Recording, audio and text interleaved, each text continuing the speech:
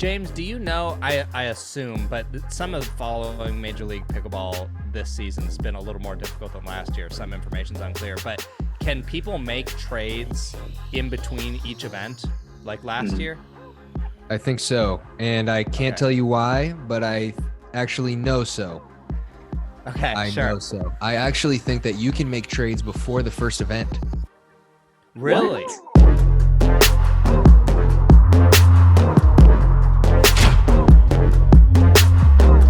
So we are recording.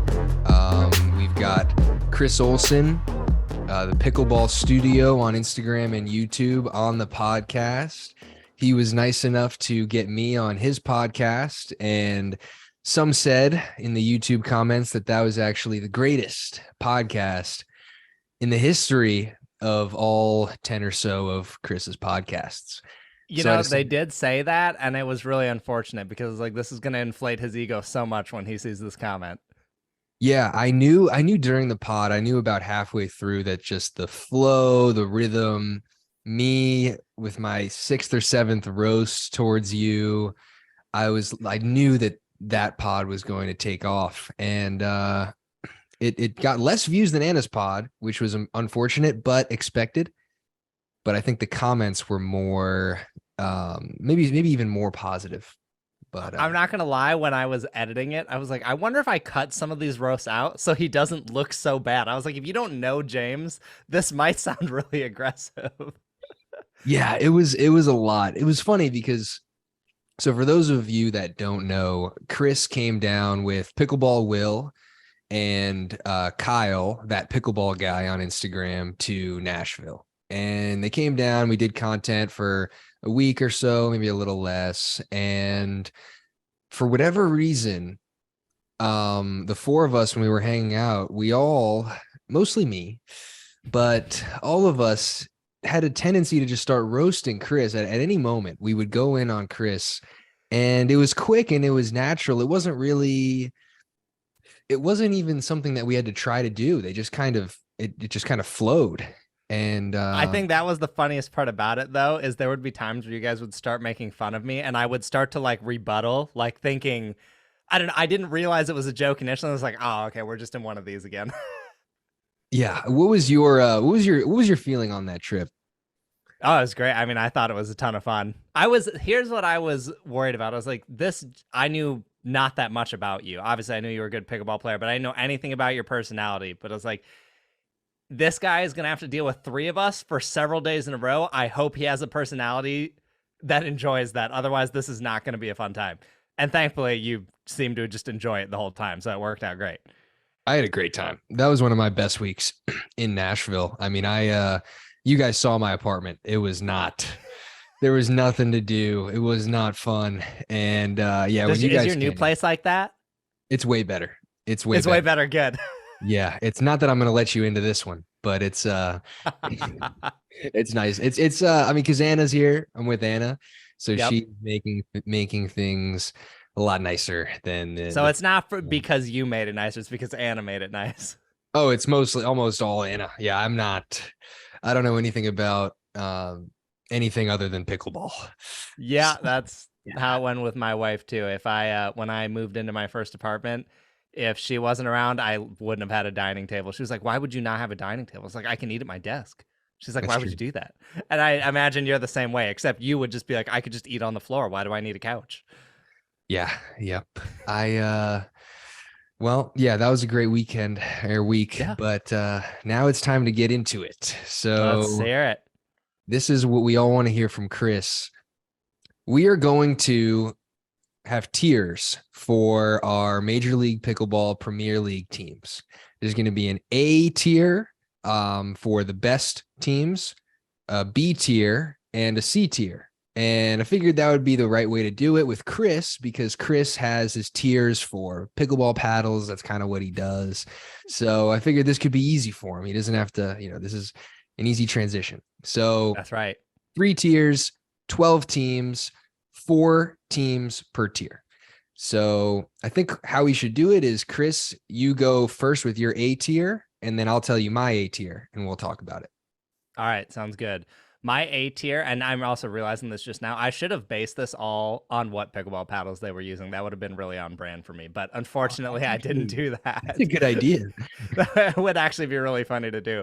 But my A team is NY Hustlers, Seattle Pioneers, Fives. I hate that I have to put you in there. And then the Hard Eights. Oh, yeah. Okay. Okay. So I have in my A tier the Fives.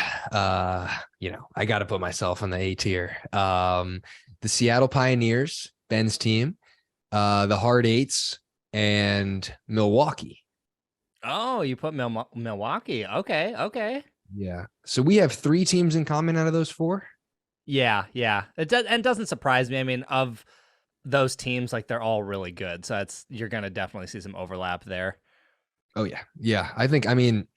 I just don't know about the Hustlers in terms of men's and in mixed.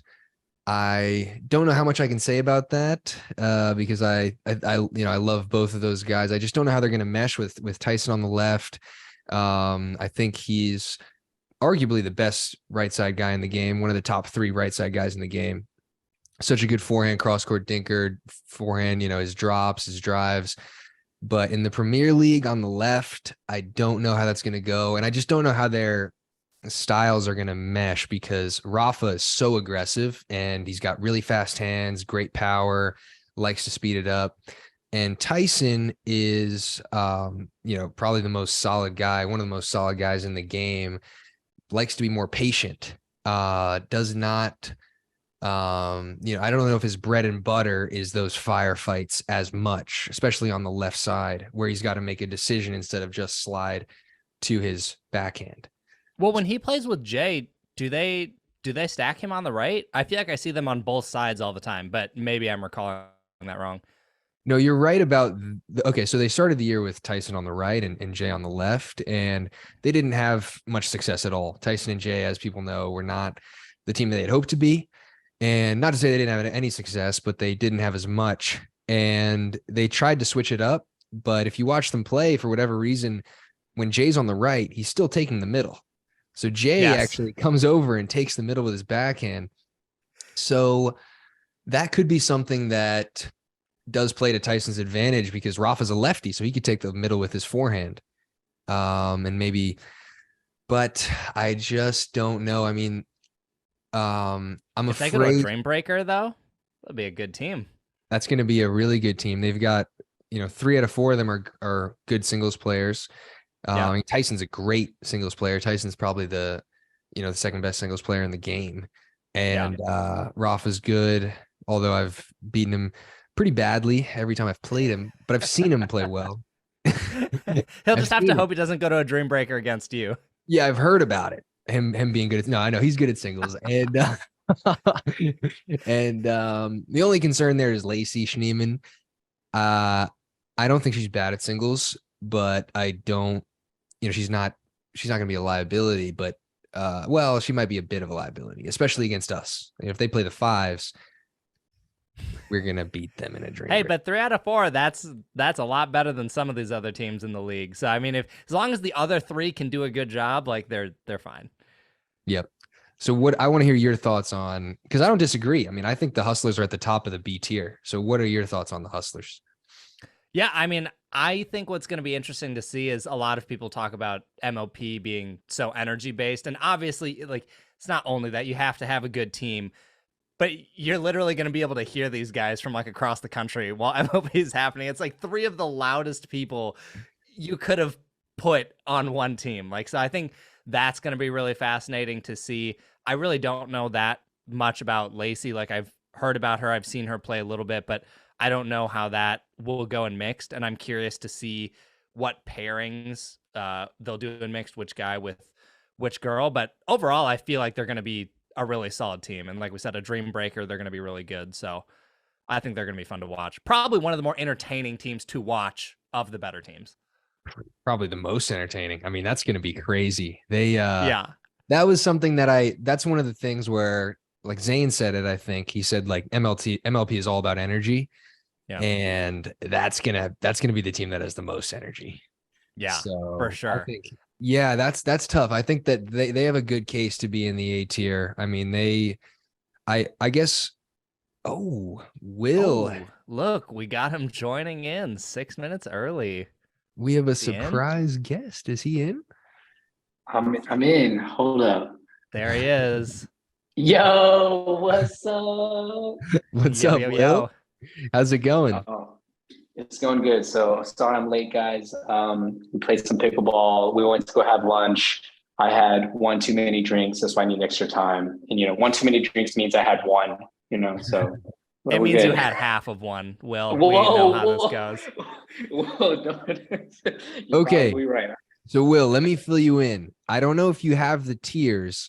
I mean, you definitely don't have the tiers, but I don't know if you have all the players or all the teams in front of you, but me and Chris are doing tiers of Premier League MLP teams. So we've got A tier, B tier, Okay. and C tier. All So right, let me see. I don't have all the teams in front of me. No. How You about can pull this? him up on the Major League Pickleball Instagram while James and I talk about the rest of ours. Yeah. I'll pull them up. Me and Let's Chris go. are already almost done with the A tier. So I guess you Okay. can pull them up. And then as far as like B and C tier, then you can join it. You think that makes sense? Okay. Yeah, I think that's Okay. good. So my question So is, now, do you have, oh, go ahead. oh, I was just going to say, do you have Milwaukee in your B tier? Milwaukee is in my B tier. Yeah. Okay. I honestly think that if Milwaukee plays the Hustlers, I think they're the favorite You think because so? I think in women's, and I get what you're saying about the Hustlers. They have the energy, but I think in women's, Lucy and Callie have got to be the Yeah. favorite over Lacey and Anna because Lucy and Callie are both solid. They can both dink well, and they're not going to get overpowered by Anna and Lacey. And Anna and Lacey both have fast hands. They both have power, but Lacey, her dinks are suspect. I know you know how that feels, Chris. So I can't deny that. I'm not saying she's more of a, she's not a 3-5 level dinker, but her dinks are prone to, and this is my other issue with them in mix. I mean, Lacey, we just had her at our place. I think she just left today. She wasn't staying at our place, but she was down here training with us every day, and she got better. She's got fast hands. She's underrated in my opinion, but in a mixed context, I don't know how solid she is. I don't know how that's going to be. And DJ and Andre Diescu as a men's team, DJ on the right, because DJ is good on the right now. He figured out how to play the right. Well, it's about time. It's about time. I was trying to tell him. Did you teach him? You taught him. You taught him well, right, James? I mean, I think he got good on the right because I was so bad on the right at MLP that he figured we've got to change some things. So now here's my question though, looking at Milwaukee is, I mean, I don't know how consistently Dasku plays, but with DJ, I feel like the thing people always say is when he's on, he's really on. But when he is not on, he is just like, kind of crashes and burns. So I feel like that's like the question mark in my mind, because that could compromise a mixed game and a men's game potentially. Yeah.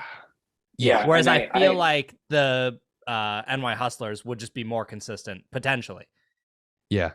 I mean, can any of them like pick DJ up though? Like when he's down? Because I remember when James, when he played with you guys on the Ranchers, and he would play with Anna. If he was feeling down, like Anna would pick him up, bring that energy and like kind of like take over a little bit and just kind of bring him out of the slumps. So I don't know if who else on Milwaukee is it? Callie and Lucy, right? Yeah. Like I don't know if they.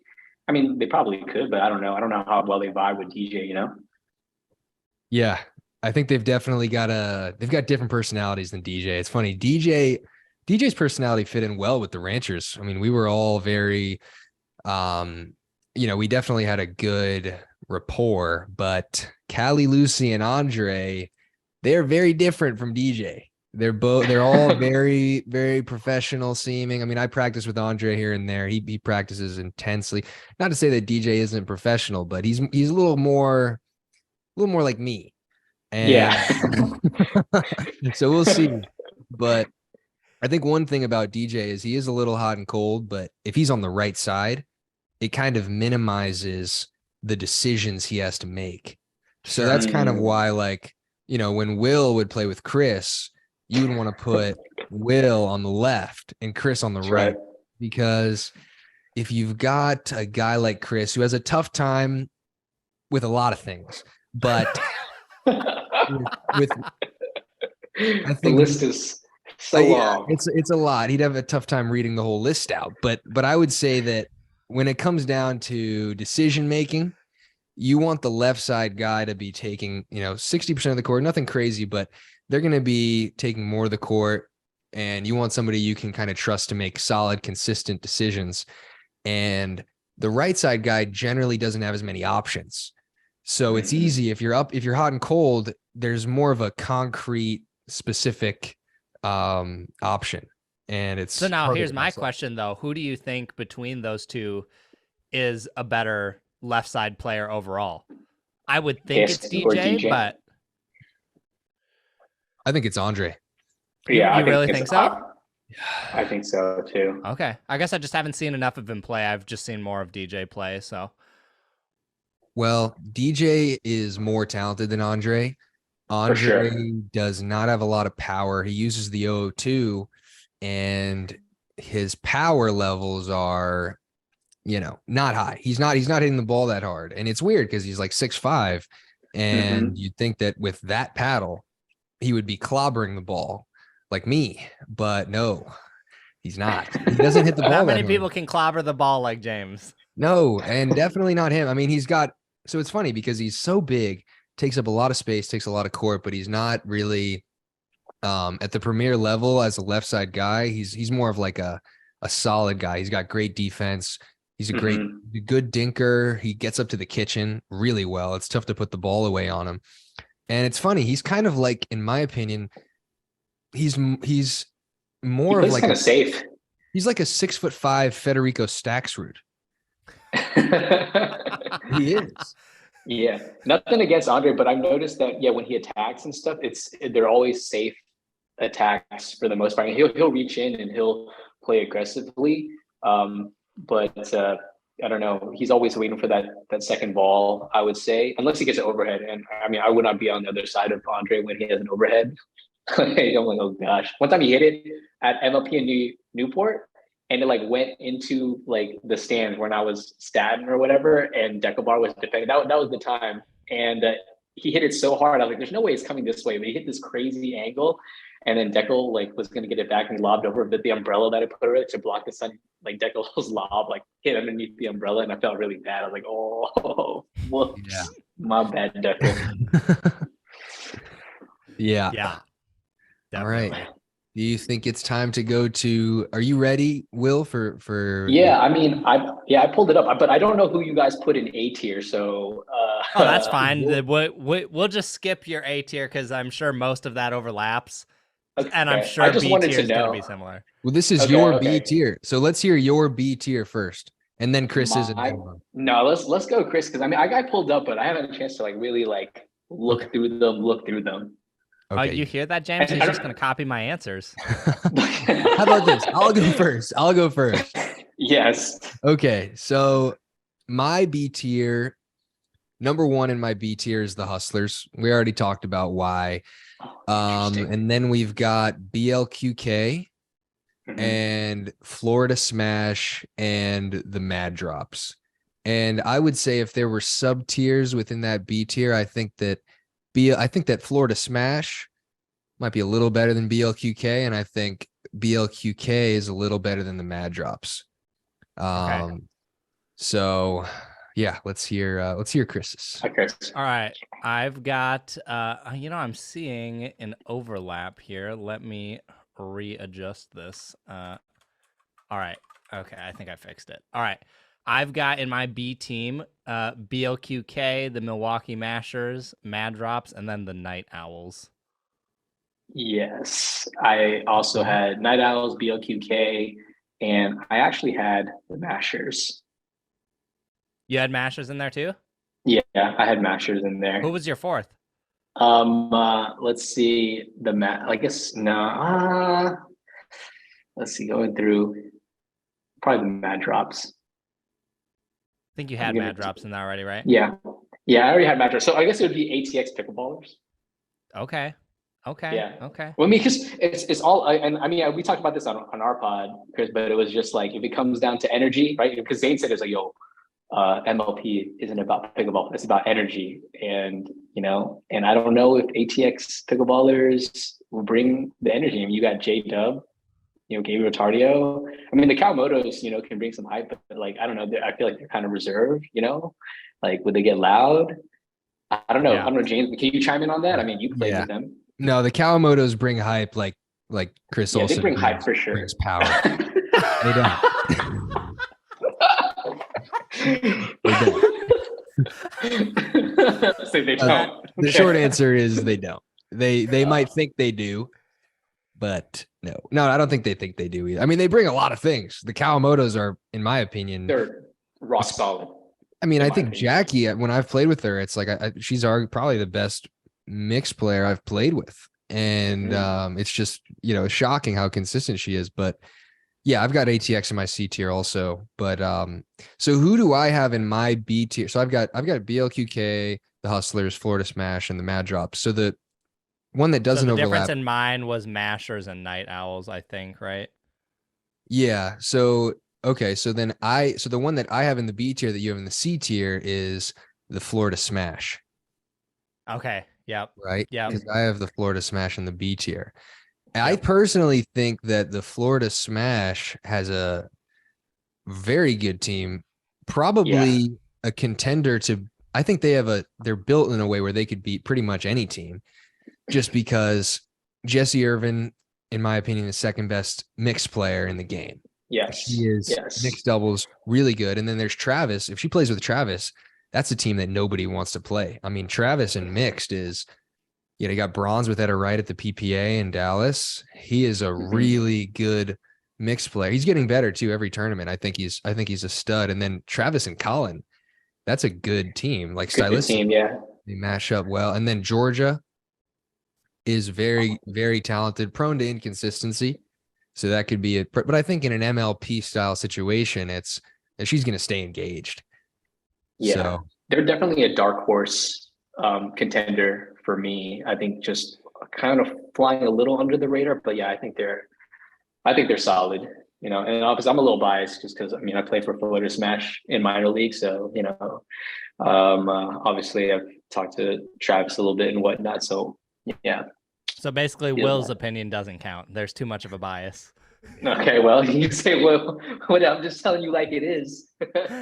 Yeah.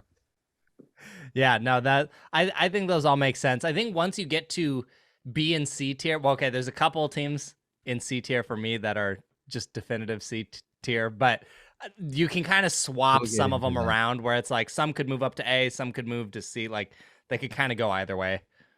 Exactly. And just like you said, now I've got my definitive C tier teams. I didn't want to have to do this, but I don't have to, and I'm still going to do it.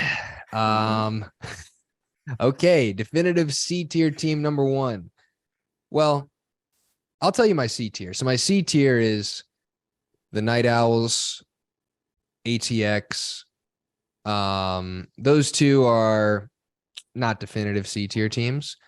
And my two definitive C tier teams are Cabo Vamos and Clean Cause. Yeah. So my list is basically the same. I have Vamos, Clean Cause, and then I think that's where our two swapped for the last one. But yeah, Zane, I really don't want his team to be in C tier. I like Zane a lot, but I just look at the team and I'm like, there are so many variables in there. And then ATX, I feel like has good people, but I'm like, this is probably going to be the lowest energy team in the entire league. Yeah. But they got talent though, you know. I mean, J-Dub, the Camo, I mean, cardio. It's just that's why I put them in B. Yeah, I mean, I could see it, but I don't know. The issue with ATX is that the Kawamotos are at their best when they're not playing with a J-Dub style mixed player. J-Dub isn't the aggressive guy. Yeah, like J-Dub is mildly aggressive, but he's not going to take 80% of the court. He's not going to be clogging the middle. He's more of a guy. I mean, if you watch him play, he stands his ground. He hits a lot of dinks, and he's almost impossible to attack. And he counters really well. And that's what makes him maybe the second best men's doubles player in the game, maybe third men's doubles player in the game. But in mixed, he's not going to take a ton of court. I think if for Jackie and Jade to be as valuable as they could be, they should be playing mixed with somebody like, well, me. I knew it. I knew it. And I'm not saying that I'm better at mixed than J-Dub. I'm just saying, because I'm not. But stylistically, a Riley or an AJ or a me or a DJ even would be probably the best for that team. But let's get into why we think Frisco Clean Cause is a definitive C tier team. And I'm sorry, Zane. Zane, you're a great kid. Zane's a good egg, but this is going to be a pretty good men's team. Matt and Zane is going to be pretty good. I think so too.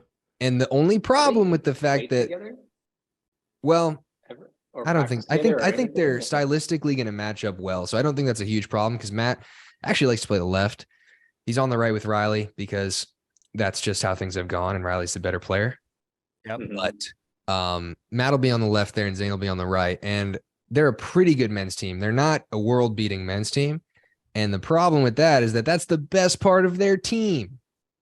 The best part of the Clean Cause team is their men's team, and their men's team is going to win maybe most of their matches, but they're not going to beat the best men's team. They're probably going to beat me and Hayden.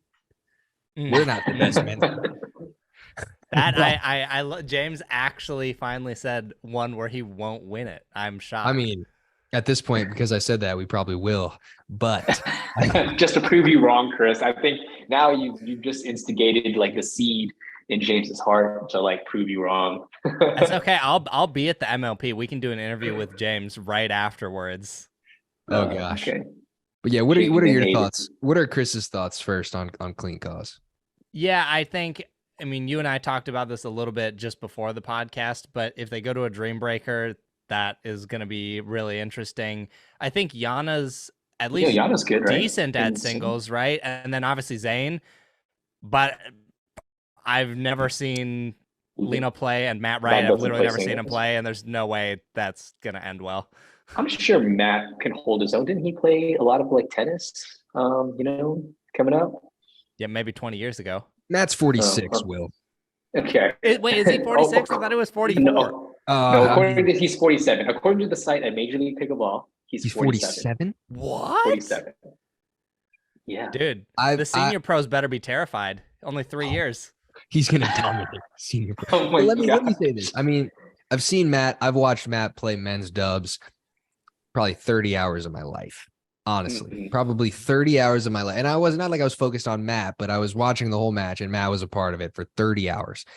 I've seen him hit some good drives. He's hit some good forehand drives. He actually he hits a two-handed backhand on his backhand drive. But I've never ever seen him do a backhand drive like ever, I feel like. Well, he can do it. That's because Riley exists. Yeah. I mean, he can do it, but the only issue is that can he cover the court in singles? I mean, It's not a knock on Matt. It's really not. At that age, it's just tough. And there are guys who can do it. You look at the senior pro men, there's some good, like Matthias Johansson is very good at singles. Mircha is very good at singles. Paul Olin, those guys can move. But can Matt move like they can? No. Not sure. And it's already a problem that's even a question. Can Matt move like the top senior pro men? That shouldn't even be that is an issue that we're asking. And it's just, so I think that team in mixed, I mean, Matt's the best doubles player on that team. I know, was Zane drafted above Matt? I think so. Yeah, I think so. But Matt's a lot better than Zane in my opinion, and everybody's opinion in doubles. I mean, he's got such fast hands. He's got so much experience. Matt's a total stud. Yeah. He's a total stud, but in mixed, he's not a elite player. And Who's neither going is to be their? Who do you think their mixed matchups are going to be? I think what would make the most sense is to put Lena with Zane, because Lena actually likes to play the left more. Or maybe she doesn't like to play the left, but she's seen as a little more effective on the left in mixed. And Zane can play the right in mixed probably more willingly than Matt would. Because Yeah. I've never seen Matt. I mean, obviously Matt can play the right in men's, but I haven't seen him play the right with Lucy. I mean, I would hate It to would play be the right with interesting to see Zane on the right though, because I feel like he's of his 3 events. Well, maybe besides singles, I'm not sure, but mixed is like one of his better events, isn't it? I don't think he's a great. I mean, he's good at mixed, but at the Premier League level, is he like a guy that's going to carry a mixed team? I don't think he would say that even. I don't Sure. think. I mean, he's a smart. I don't think he believes that. Sure. I'm just thinking even from the last MLP, I feel like, I mean, obviously he had Paris, but I feel like he played quite well in mixed, but maybe I'm not giving Paris as much credit as I should be. Yeah. Just a solid yep. I mean, Paris is. Yeah, I don't want to keep going in on Zane because Zane's a great player. I don't want to take too much away from Zane. So, Yeah. but Paris is very good. Paris. Yeah, that's true. So, what about you, Will? Your thoughts on Clean Cause? Yeah, I mean, your definitive C tier team. So, if it's not Clean Cause, then who is it? No, it's Clean Cause, and I hate to put C tier. I mean, I agree with you guys in the C tier team, and I hate to do it. Vamos in C tier because Jay really is my guy, and I always root for him no matter what. But I mean, considering the rest of the field, I feel like I have to put them in C tier, and then I'm not sure who else I'd put in C tier. To be quite honest, it's pretty tough for me. And honestly, like I don't know, I just feel like I don't watch enough pickleball and seen all these guys playing and ladies playing as of recently to make a definitive answer. But just compared to the rest of the field, Vamos and Clean Cause. And I go with the same thoughts that you guys do about Clean Cause. I also haven't seen much of Yana play, and also Lena aside from MLP. And so, I mean, those are my thoughts on Clean Cause. And then for Vamos, I mean, you got Jay, Simone solid, Elise Jones. And I don't know why. I don't think they're a bad team. I just feel like everybody is just, to me, just seems stronger. And I don't know if you guys feel the same way. I mean, you guys put Vamos in C tier for a reason. I don't know if you guys have more definitive answers on why you put them in C tier.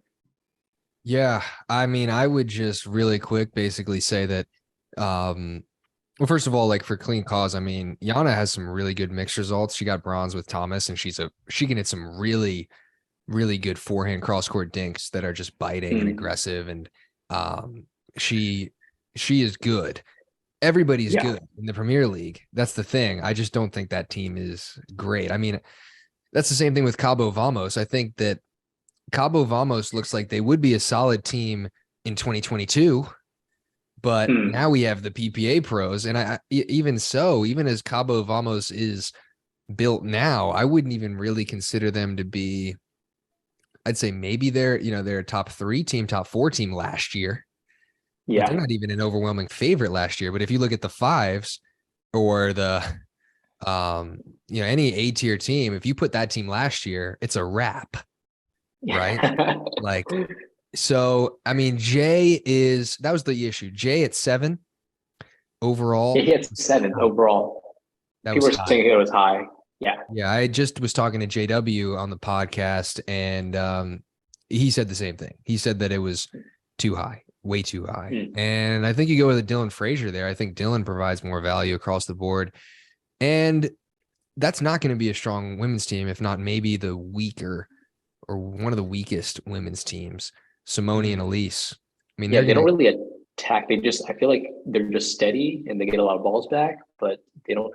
I mean, yeah. Do you feel Simone kind of plays aggressively enough to, attacking them? I don't know about Elise. I just know she has the craziest gets. She has some of the craziest gets and digs that I've seen.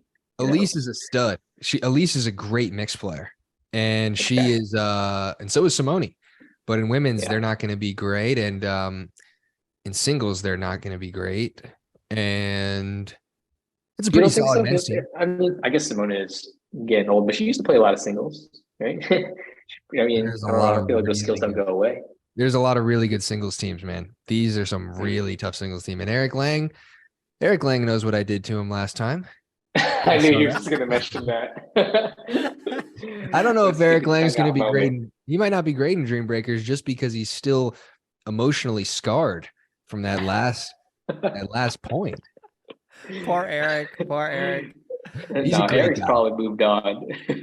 Eric's a great guy, and he's a stud men's player, and he's a solid mixed player. I'm actually looking at the list, or I just scanned the whole list again, and I don't see a women's pairing on there that I think would be worse. And it's not because either of those players are bad. I just kind of feel like combined, I don't know what that's going to look like against all these other women's teams. No, I mean, you Yeah. know what women's is? It's a rip fest. It's just Yeah. there's not a lot of dinking, and it's just hands and power. And Elise has good hands, and Simone has good hands, but the power, it's going to be tough to keep up with Anna Lee and Leia. Yeah. Yeah. That's It all depends on how well they can kind of reset and soften up when they're being attacked. Like who can play whose game, right? You know? And James, do you know, I assume, but some of following Major League Pickleball this season's been a little more difficult than last year. Some information's unclear, but can people make trades in between each event like last year? I think so. And I can't tell you why, but I actually know so. Okay, I sure. know so. I actually think that you can make trades before the first event. Really? What? That's what that's my I'm pretty sure, at least, because there was some talk about it that I can't get into, but there was some talk that I was privy to. Sure. Between players. That would be really interesting if there was a trade before the first event. Yeah. But how does that work? Like do the owners just get up like, hey, I'd like to trade? Like, is there an exchange of money involved? You know, it just I don't know how I assume it's trades just work. people. I actually, I'm not even going to speculate. I have no idea. I don't even have a guess. I think Chris was on it. It's probably just people, just the players. I think the players are the driving force behind trades, unless it's BLQK, because Richie is like making crazy trades every weekend. You know, I mean, you remember last year, but trading. You know, we don't even need to get into those trades. But thanks, Richie, for that title. And but I don't really think that the owners usually have a huge say in it. I think it's mostly the players that drive that stuff. But Yeah, that makes sense. It'll be really interesting after this first event to see what the actual rankings end up being of how all the teams placed and who ends up wanting to trade who. Yeah. Yeah, James, real quick, do you know how the events work out? I heard somewhere that the challenger and the premier like flip flop at the second half of the Yes. year, and then Yes. there's like some sort of point total. So everything is dependent.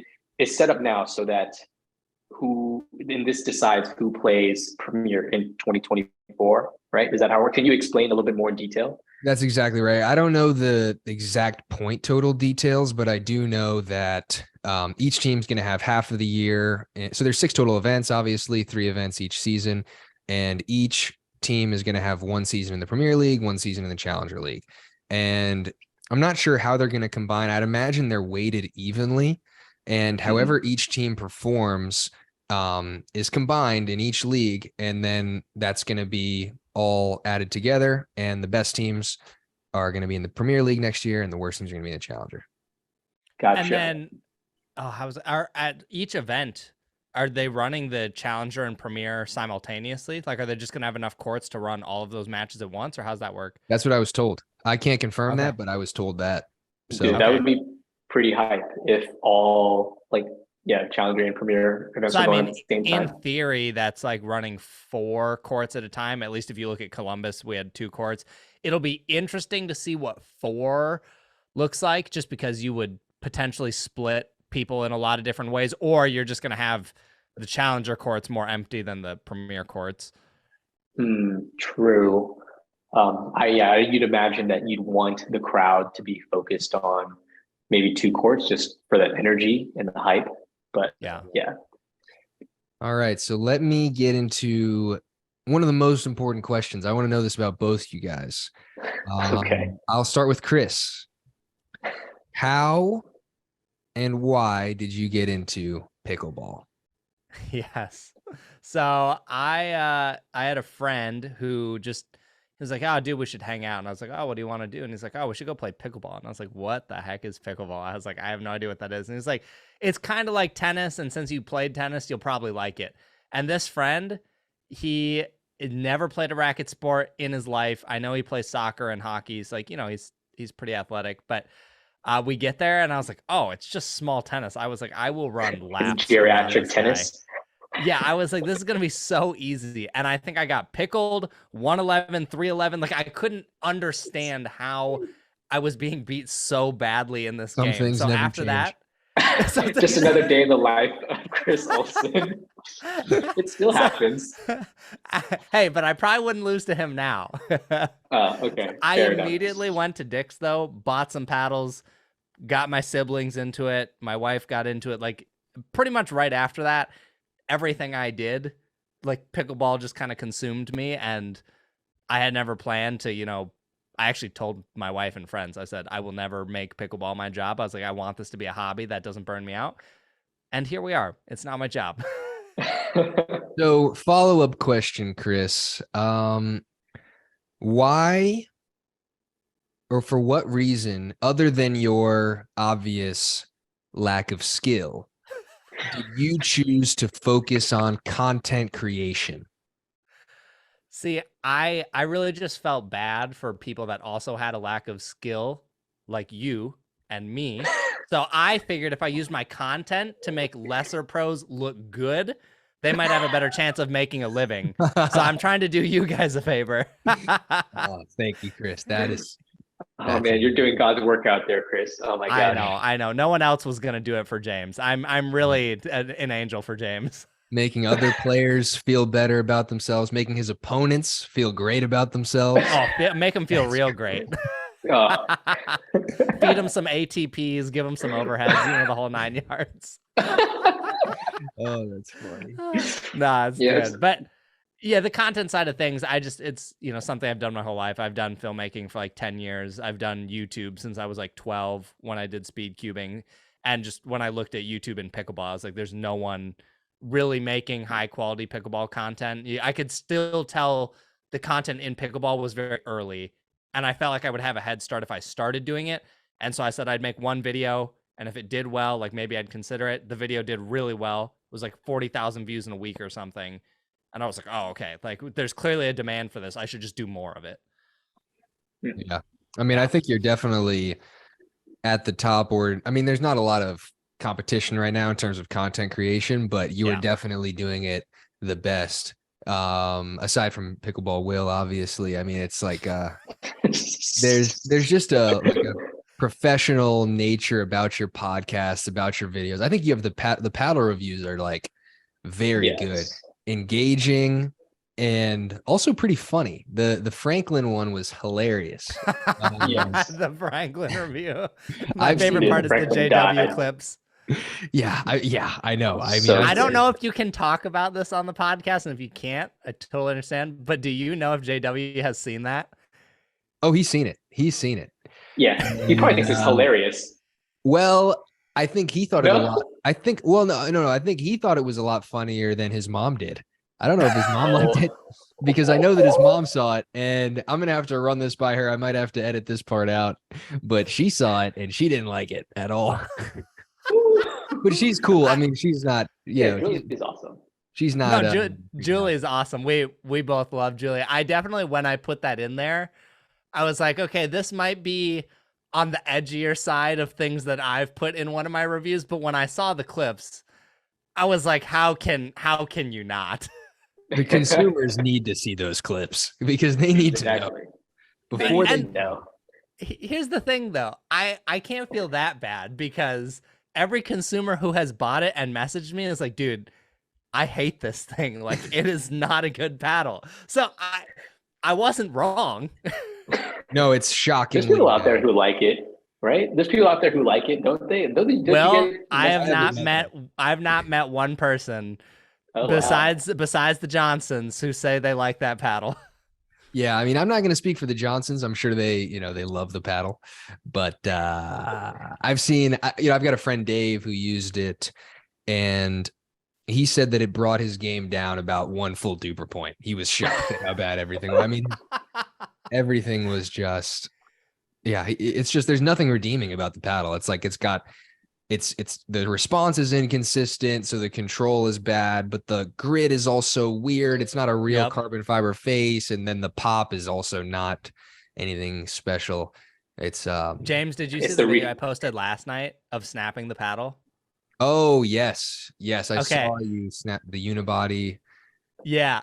So someone commented and said, "This is what happens to my Franklin paddle when I just look at it." And I was like, this guy speaks facts. Oh, that's funny. Yeah, it's pretty great. So Will, same question for you. Why did you get into pickleball? The second question doesn't apply to you as much as it does to So let's see. I got into pickleball kind of like everybody else, like during the pandemic. So I have a tennis background. I played tennis for like over like 15 to like 16 years, mostly recreationally. And I was playing a lot with my uncle and some of his friends. And during the pandemic, around Washington, D.C., Northern Virginia, they literally chained up and like locked up all the courts. And I was sick and tired of just like climbing up like, the 12-foot fence to get it just so I can play tennis. And then my uncle just hit me up. He has a pretty large driveway. He said, "Hey, Will, come through and play some pickleball." And I was like, "Pickleball? What's that?" And he lined it up. I don't even think he had the right dimensions. I'm pretty sure that the kitchen was 6 feet, like a foot, like closer to the net on both sides, right? And it was real casual. Like he had some crappy like wooden paddles or whatever, and it was super casual. Like we were drinking while we were playing. Like I had beer in my hand. Like, oh, this is great. Like and then it wasn't until I was driving through a town next over, and I saw what I thought were tennis courts, and they were packed. And I was like, "What the heck is this?"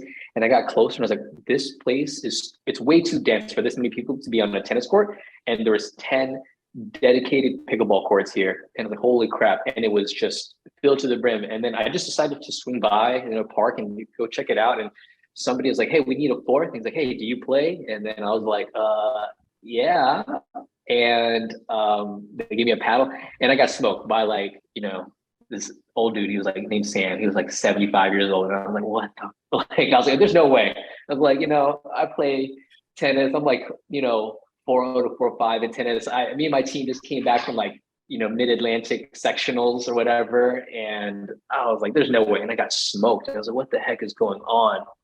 And like I then got hooked. I came back, I went back and I was like training up against like the wall at my elementary school, got a more serious path. Yeah. I saw that on your last spot. I was like, "Oh man," James had a similar experience. Yeah. I came back, looked for Sam, and it was like 3 months. I always missed him. I was like, "Yo, he's scared of me." He came back and I thought I was going to crush him, but no, he beat me again still. And I was like, crap. Like, what's going on? It's like he didn't show me his true form. He's like, "Okay, well, now you can see this is my final form." And I just got like, before he was just outdinking me. And then the second time around, he just speeding up. I almost got hit body back in the chest like 5 times. Like there was probably like an S on my chest from like the pickleball marks he made on it, because that's how good he was. And after that, I was just hooked. I just went back like every day. It was bad. It was like an obsession. It was so crazy. People were wondering if I was okay. All my old tennis buddies that were like around my age, like, "Will, what are you doing?" Like, "Dude, I'm playing pickleball." He's like, "What?" It's like, "Don't play that." Some of them know about it. "Don't play that crappy ass sport." They came out to play with me one time, but they just couldn't play because a lot of them play with like Western grips or whatever. In my tennis game, I play like with an Eastern, like more like Roger Federer. So transitioning was really easy. But I wiped them, and then in pickleball, and then they didn't see me for a while. They asked me to come to the tennis course one time, and they're making. I was like, "Guys, I'm going to still smoke you. Like, it doesn't even matter. And that was the case. I still smoked them. And I was like, don't ever make fun of pickleball ever again. I'm never seeing you guys ever again. Find me on a pickleball court. And that's pretty much this sounds like how James's story would be. Like tennis buddies making fun of him, and he's like, "I'll beat you in both. I'll play left-handed and I'll beat you." That's pretty much how it goes. Yeah, man. Shoot. Yeah. Don't knock it. Don't knock it. So yeah, that's pretty much it. And then let's see, the second was like content creation. And honestly, so right around this time, I moved to Oklahoma and I went to a tournament. I just learned the chainsaw serve. I saw like Zane do it, and I was like, "Yo, this is sick!" And I learned it, and I was just wrecking face at this tournament in OKC. And the funny thing in Oklahoma is that people like don't like kind of like text you or message you. If they get your number, they just kind of call you. So I got multiple calls of people asking me like, "Hey, how did you do that?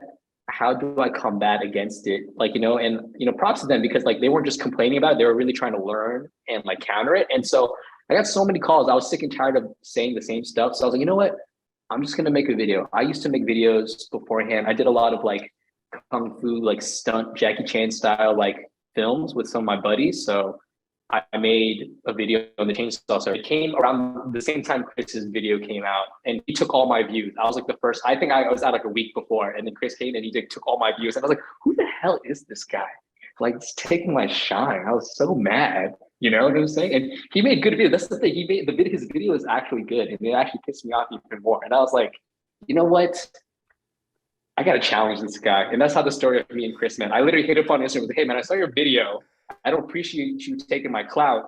So I'm going to come up there. I'm going to beat your ass." And I went up there. I'm sure he did. I beat his ass. I pickled him like 5 times. The video's still there. It'll come out soon. But I didn't want to embarrass him. Like, like he was growing followers and whatnot. And I was like, "Nah, I'm not that mean. He's got to get his shine somehow." So and yeah, then we became friends. We started doing the pod together. And honestly, if I didn't, shout out to Krista, because if I didn't meet Chris and we didn't do the pod, like I don't know if I would have stuck to making pickleball videos and like trying to make this like a full-time thing, because like Chris, it was just fun. Like I just wanted to play and just have a good time, and that's really what it is. But now we're here, and now we're, talking to a future #1 player on his podcast. It's kind of crazy.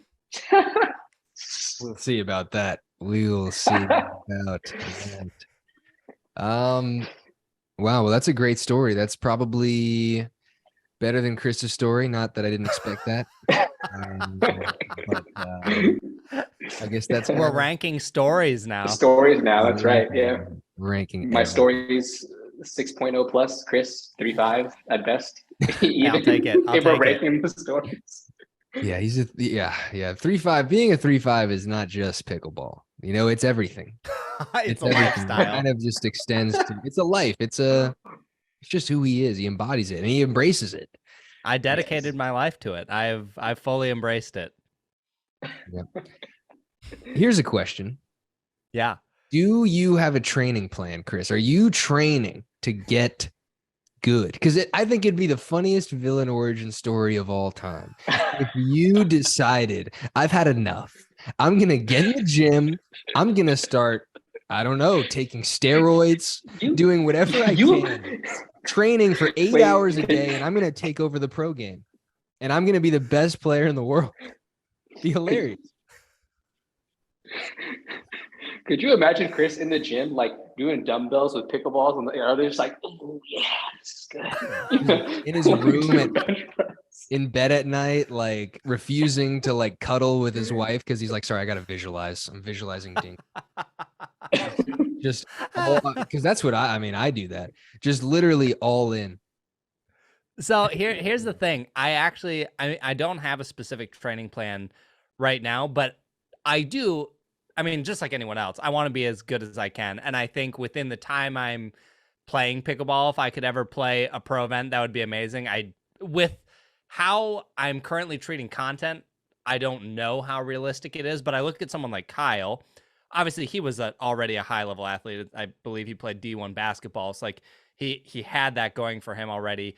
But he produces just as much content as I do, if not more, and he still finds time to train. The balance that I have had to have is the most useful way for me to review a paddle and get a feel for it is just playing games. Like I can drill with it and that's okay.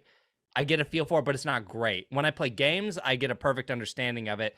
So most of the time when I go play, I have so many, I mean, I've got 160, 170 paddles in my office. I'm never going to get through all of them. So I'm always working on one. And if I want to stay up to date, creating that content, and that's how I make money, it's really hard to train. But I think what I ultimately just need to do is either every day or every other day, just say like 6 to 8 a.m., find someone who will drill with me. And like this time is literally just me playing pickleball for me to get better. One, because that would help my channel.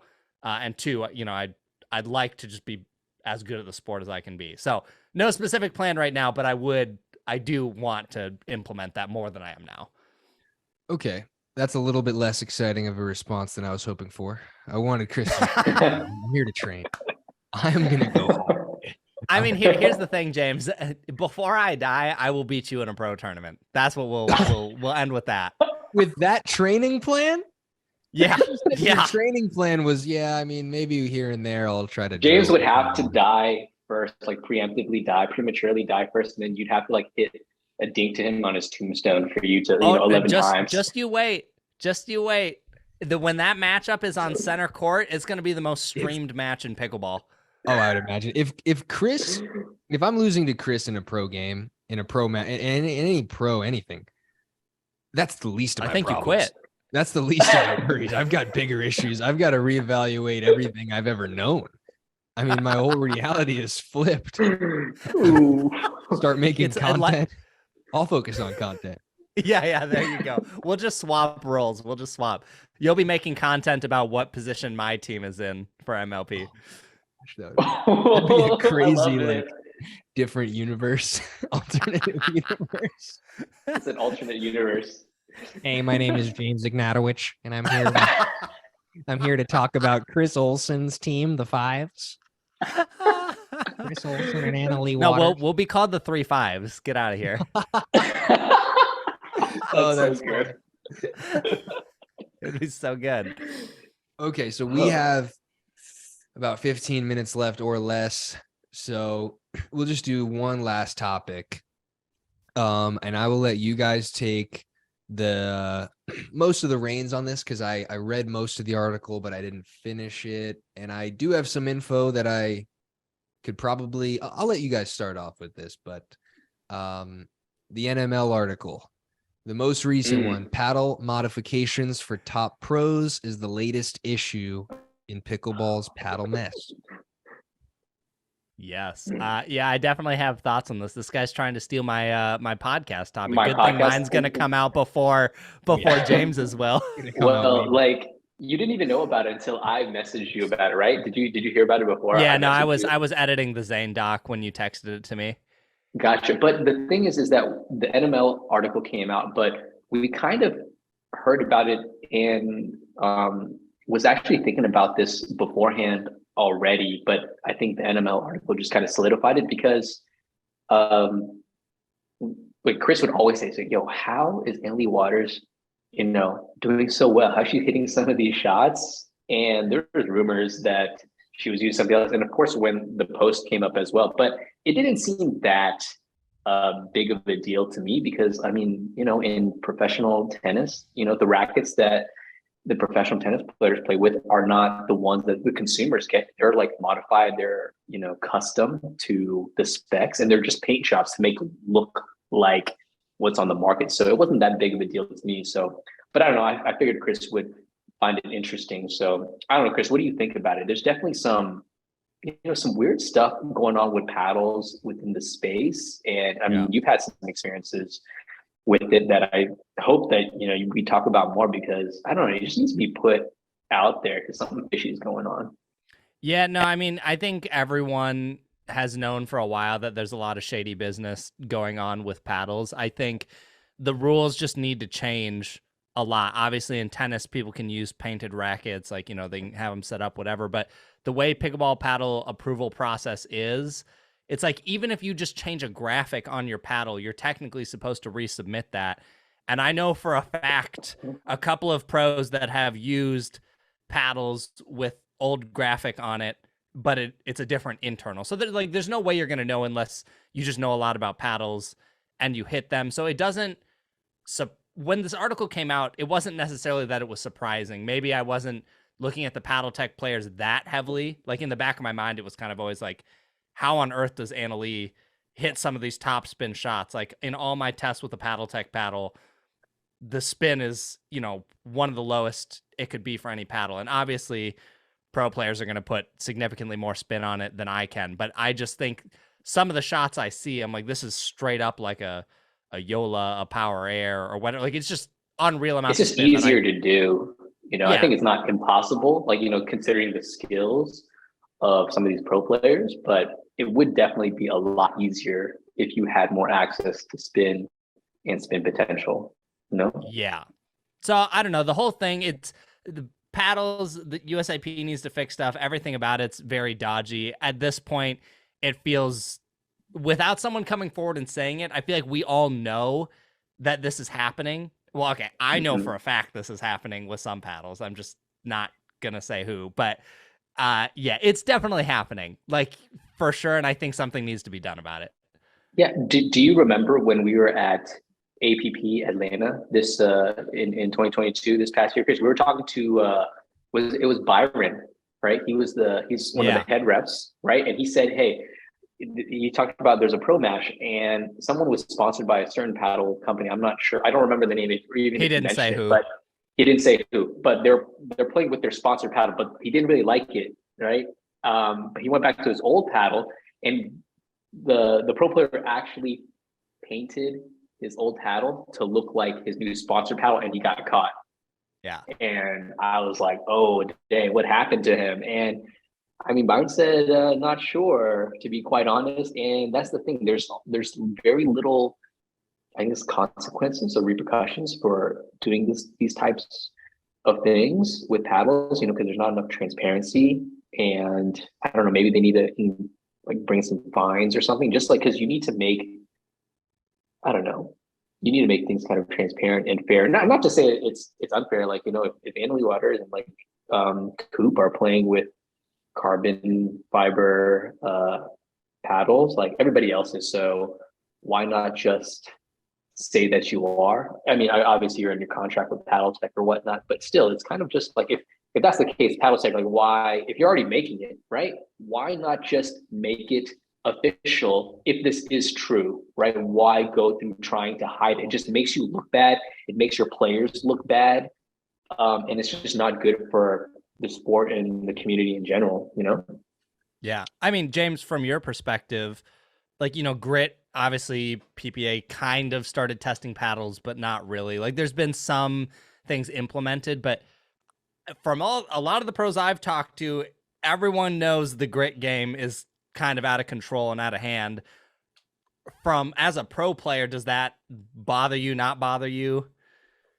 It does bother me because I know how fair Selkirk is, and I'm working with them. So I feel like I could be, unfairly at a disadvantage because other companies are willing to go over the line. And It's not, I'm not sure. I think the line should be where it is. I think 40 level grid is pretty much, I think PPA has it at 43. Okay. Right? Yeah, I think they have like a 5% tolerance. They have a 5% difference or something. Yeah, variance, tolerability. I think that's where it should be, but I also think that it's tough because it's just such an unfortunate organization, the USAPA or whatever. I mean, the fact that they banned carbon and didn't ban Yola when Yola was also illegally over the limit is just comical. Like, they should be, I don't know. I'm not going to say what, there's got to be repercussions for that. I mean, that's shocking. Right. So it's inconsistent. I think that's what's annoying, is that, their verdicts are inconsistent. That's why people know that shady stuff is going on. Like, it's silly. It's absurd, honestly. And it's not fair for everybody, Well, and it's really all around, because specifically with raw carbon fiber, it is hard to keep it at a consistent level. Like, it's not like, oh, I mean, I'm sure some of them are intentionally going over, but sometimes there can just be a batch of these paddles that get messed up and shipped out, and now they're just way over. Like, working with that material, from what I understand, is finicky. So there's that. the meter, the stare meter that gets used has variance within it. I believe it's a 5%, plus or minus variance. So it's like, there's just a lot of factors that go into this that make the whole thing a mess. And I think there just needs to be a different standard of how it's measured, or the rule needs to change. The thing with the pro division that I'm noticing is, I mean, it's getting better, but there was so little checking prior to the carbon. In fact, there was no checking essentially. You could have gotten away with almost anything minus crazy grit. Like if you just went like 80 on the paddle, like you couldn't get away with that. But deflection, you could have got away with that. Who was going to know? How would they know? They can't. I think that one thing that's really important is, even aside from whether the paddle is customized or not, if it is, and I'm not saying that it shouldn't be customized, obviously it should still have to pass the tests, but if it is customized, I want to know. If I'm playing against you and your paddle is not the one that I tried in practice 2 weeks ago, it's a different paddle, I need to know if I'm playing against you. So that's something that has to be disclosed. It has to be public information. Like, so now, but do you think in tennis it's disclosed to the other tennis player? I think generally every tennis player is using customized tennis rackets. Well, right, but like, do you need to know what's customized, or just that it is a customized? I think at least I should know that it's a customized paddle. I think if you go what's customized, that could get a little messy, because then we'll try to copy it. But if it's customized, I got to know that something's different. So then I can be ready to challenge that thing if I lose. Okay, well that brings up an interesting point, James. Isn't your paddle that you use right now customized? Well, it's called the 002A. It says it on the paddle. Oh, it's very clear. It says 002A. Yeah. Gotcha. But it's also on the approved list. I see. It's painted to look like a power air. I think I tell people that, and they're like, "No, he plays with power air." That's what I don't know. I don't know if it's painted. Can't specify what it's painted to look like. I just know that's what it's painted as. I play with it. If people say, "Hey, how do you like the power air?" I say, "I like it." I don't say I use it. I don't say that I don't use it. I don't say that I don't use it either. If they ask me about the power air, if they assume that I use the power air, I'm going to go with it. I'm just like, hey, yeah, it's good. I like it. It's great. There you go, James. There you go. You and I both know. We all know. Because I do like it. I mean, I've played with it and I like it. Do I use it for tournaments? No, but I like it. Fair. All right. It is 8:26. Chris's bedtime is in 4 minutes. So that's right. We're really going to have to wrap this up. Yeah, we have to wrap this up, but it's been great. Thank you guys for coming on. Thank you. I appreciate it.